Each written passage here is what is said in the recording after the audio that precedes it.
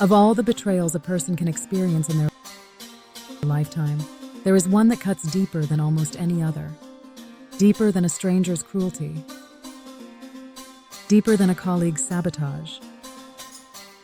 Deeper sometimes than even a romantic partner's infidelity. It is the betrayal of a best friend. Because a best friend is not just someone you like. They are someone you chose. Someone you trusted with the parts of yourself you do not show the world.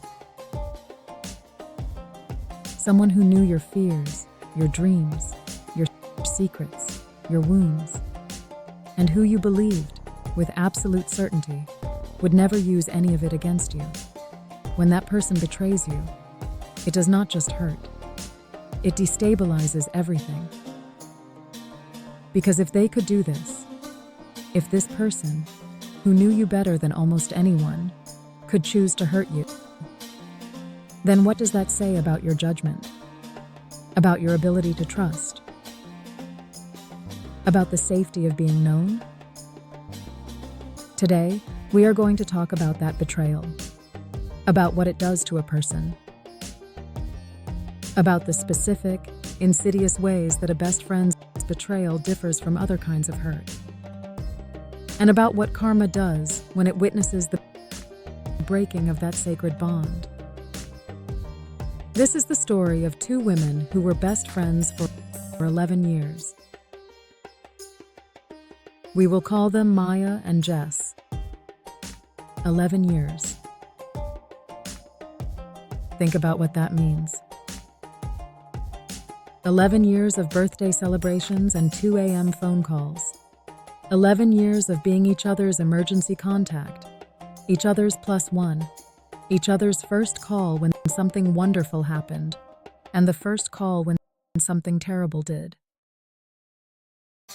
11 years of knowing each other's families, each other's histories, each other's patterns and triggers and dreams. Maya and Jess had met in college. They had been inseparable almost immediately. The kind of friendship that feels less like something you build and more like something you recognize. Like you have known this person before, in some other life, and finding them again feels like coming home. They had been through everything together. Jess had held Maya's hand through her mother's illness and death. Maya had been there when Jess's first marriage fell apart. Had driven 3 hours in the middle of the night to sit with her, had helped her move out, had listened to the same stories hundreds of times, without ever making Jess feel like a burden. They had celebrated each other's promotions, cried at each other's weddings, been aunties to each other's children. This was not a casual friendship. This was a bond that both women would have said, without hesitation, was one of the most important relationships of their lives. And then, Maya met someone. His name was Daniel. And from the beginning, Maya felt something she had not felt in a long time. A genuine, deep, electric connection. She told Jess about him immediately, the way she told Jess about everything. She described every detail of their early dates, shared her excitement and her nervousness, asked Jess's opinion on everything from what to wear to whether she was moving too fast. And Jess listened. Warmly, attentively, supportively. She asked questions. She encouraged Maya. She told her she deserved this happiness. What Maya did not know was that Jess had also met Daniel. Not before Maya, after. At a gathering Maya had brought Daniel to, where Jess had been present. And something had shifted in Jess that night that she did not tell Maya about. The details of what happened next are, in some ways, almost too painful to recount. Because they involve such a specific kind of calculation, the kind that requires knowing someone deeply and choosing to use that knowledge as a weapon. Jess reached out to Daniel privately. She framed it as concern for her friend. She wanted to make sure his intentions were genuine, she said. She wanted to protect Maya. She presented herself as the devoted best friend, the guardian, the one who knew Maya better than anyone. And in those private conversations, she slowly, carefully began to reframe Maya.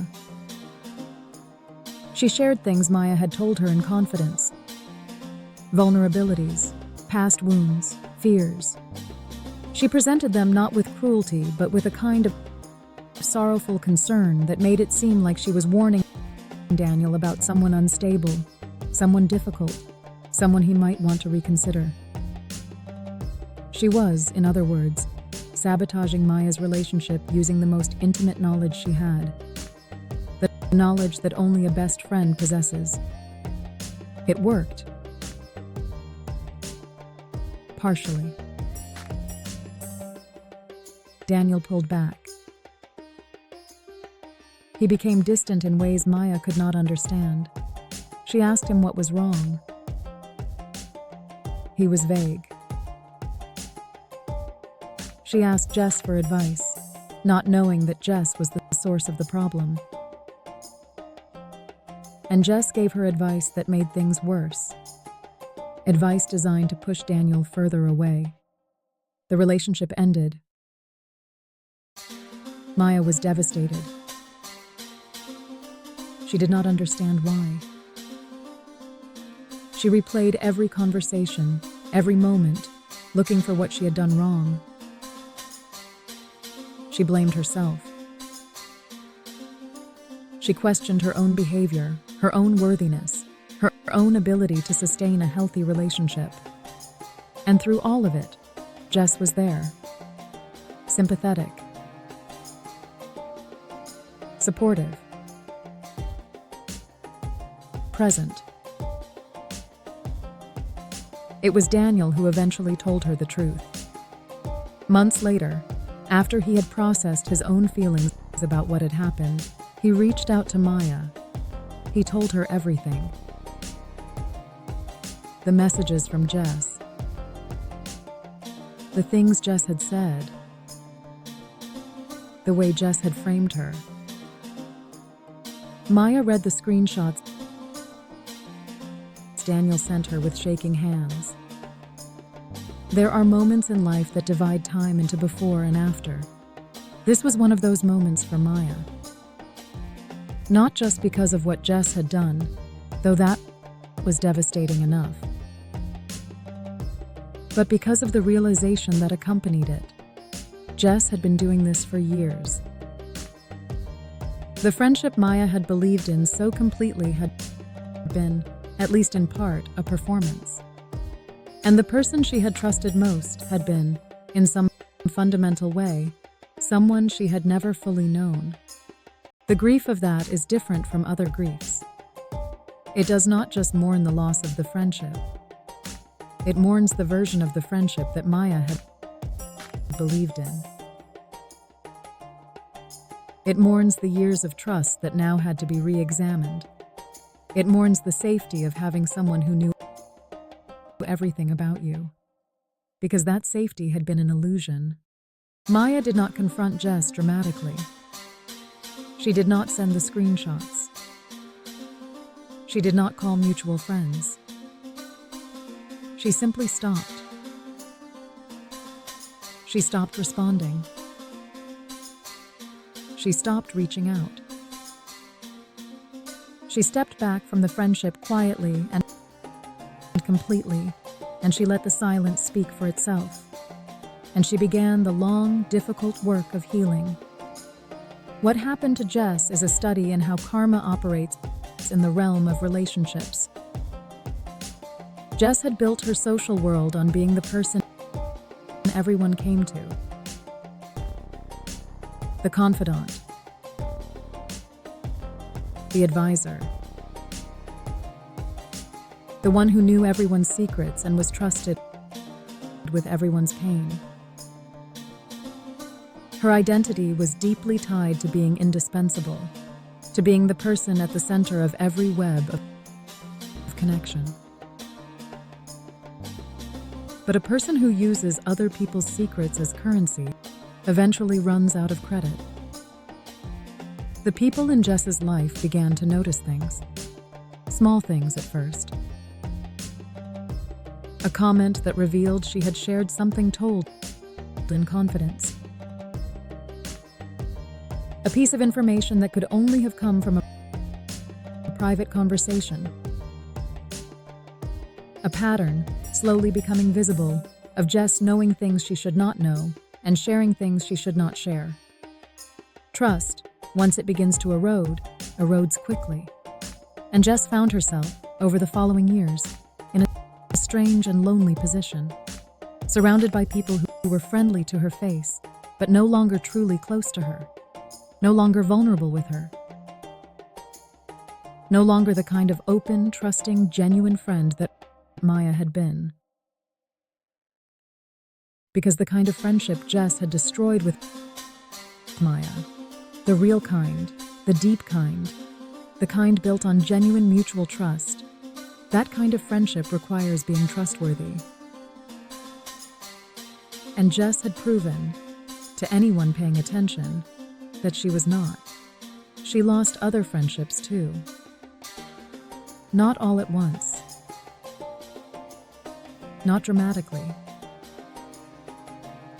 But steadily. As the pattern became clear to more and more people, the genuine connections fell away. What she was left with were surface relationships. Pleasant, functional, but empty of the depth she had sacrificed in Maya. And Maya? Maya rebuilt.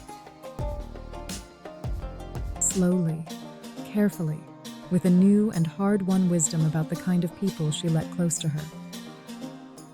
She learned to pay attention to patterns rather than just feelings.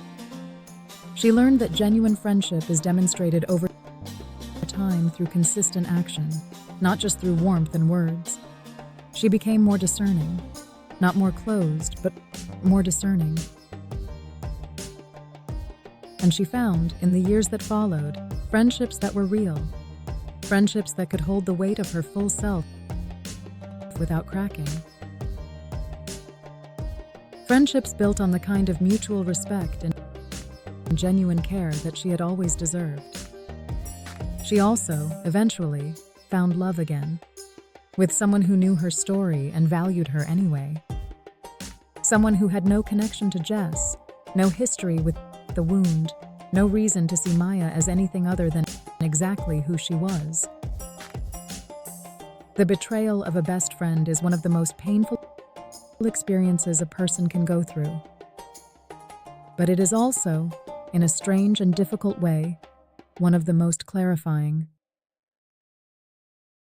Because it forces you to examine what you believe about trust, about loyalty, about the nature of genuine connection. It strips away the comfortable assumptions and leaves you with something harder but truer, a clear-eyed understanding of what real friendship actually looks like. And that clarity, painful as it is to earn, is one of the most valuable things you can possess. If you are in the middle of this kind of betrayal right now, if you are sitting with the disorienting grief of discovering that someone you loved was not who you thought they were, know this. The friendship you believed in was real. Your love was real. Your loyalty was real. The fact that it was not fully returned does not make what you gave any less genuine. It does not make you naive. It makes you human. And it makes you someone capable of the kind of love that the person who betrayed you was not capable of returning. That capacity, that ability to love deeply, to trust fully, to give generously, is not a weakness. It is your greatest strength. And it will find its way to people who deserve it.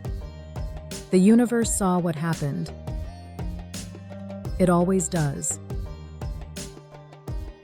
And it is already working on your healing, on your future, and on the quiet, inevitable consequences of what was done to you. Trust the process. Grieve what was lost.